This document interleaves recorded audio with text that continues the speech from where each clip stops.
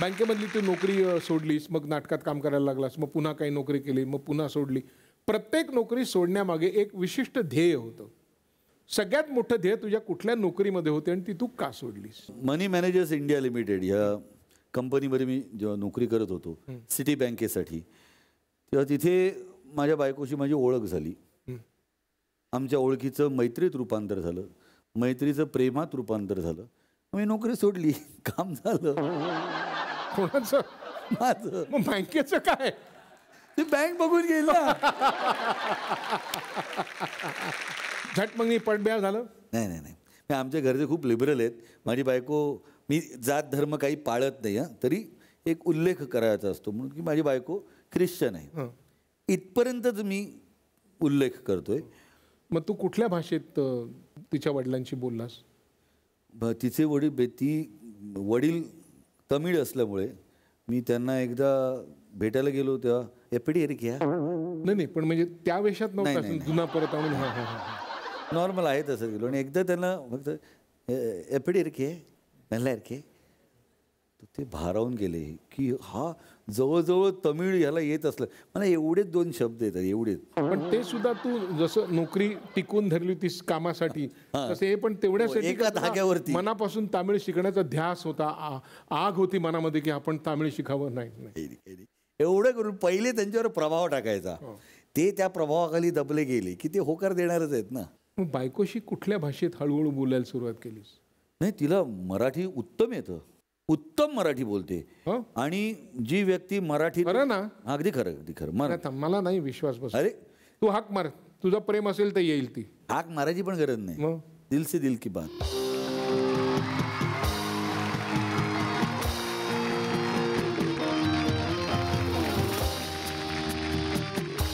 हा तमिळ बोलला तर तुझ्या वडिलांना तू समोर होतीस तेव्हा काय झालं असेल तुझ्या काळजात?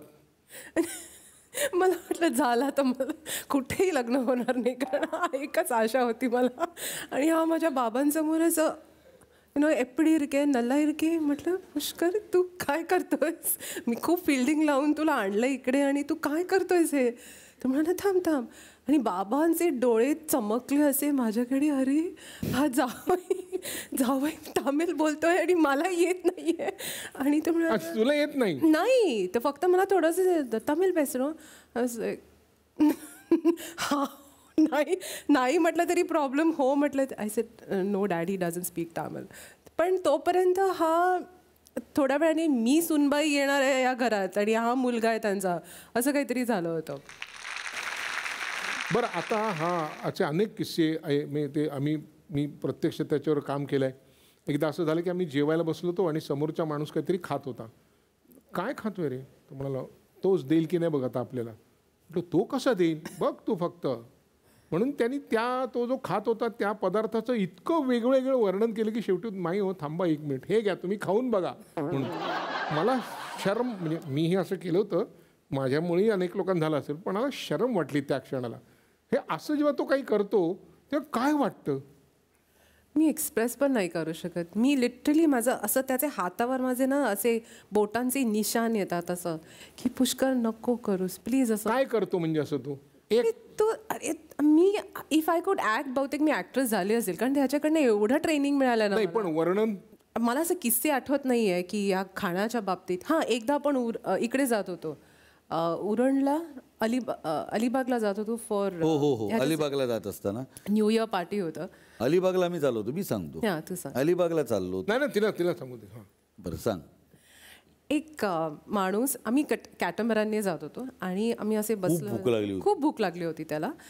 अँड समोर एक माणूस, माझ्यामध्ये गुजराती असावं, तर त्याच्याकडे खाकरा, दोघातला एक उपाशी राहिला पुढे. त्याच्याकडे कचोरी आणि खाकरा आणि असं काहीतरी होतं आणि तो खात होता. हा माणूस त्याच्याकडे बघून तोंडातलं असं लाळ बीळ असं करून आणि तो करायचा तर असं करायचं. आणि मी जनरली समुद्राकडे बघते आणि आपल्याकडे आपल्यावर नाहीये. आणि अचानक करतोय. म्हटलं तू का करतोयस? मला भूक लागली आहे. म्हटलं तोंड बंद कर पुष्कर प्लीज, तो बघतोय तुझ्याकडे. तो माणूस इतका एम्बॅरेस झाला की त्यांनी येऊन आप खा लो बेटा, म्हणजे बरोबर एक जण कोणतरी उपाशी राहिला. हा कुठेही जाऊन काहीही बोलू शकतो.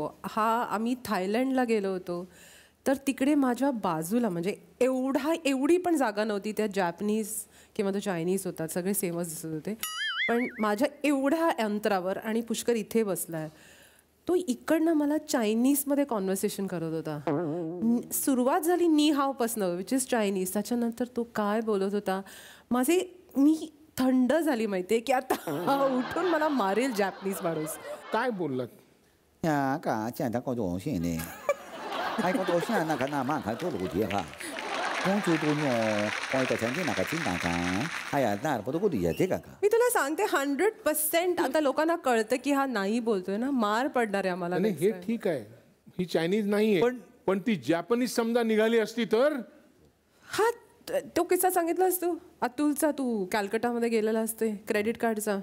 मी आणि अतुल परतुरे आम्ही कोलकात्यात होतो आणि आम्ही तिथे गेलो आणि तिथे अतुलने विचारलं, अरे इथे क्रेडिट कार्ड घेतात का? म्हटलं विचारूया. अरे हे बंगालीच बोलतात रे. म्हटलं मला बंगाली येते. अतुलने असं माझ्याकडे बघितलं. एकटो सुनो, क्रेडिट कार्ड घोषबे. क्रेडिट कार्ड गॉजबे म्हणजे हा आपण त्यांच्याकडे जॉल खॉबे, खाना खॉबे, तर क्रेडिट कार्ड घोषबे म्हणजे घासता का?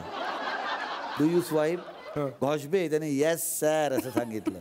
म्हटलं अतुल, घोषबे चुकीचं बंगाली असू शकतं, पण उत्तर मिळालं की नाही आपल्याला? अतुल म्हणाला मी थांबलोच नाही तिकडे, मी असं वळून बाहेरच गेलो.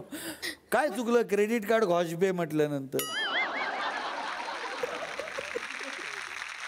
म्हणजे सगळे कानाला खडे लागलेले आहेत की परदेशी माणूस आला ह्याच्या बाजूला त्याच्या की आपण कुठली बोलायचंच नाही. हो हो.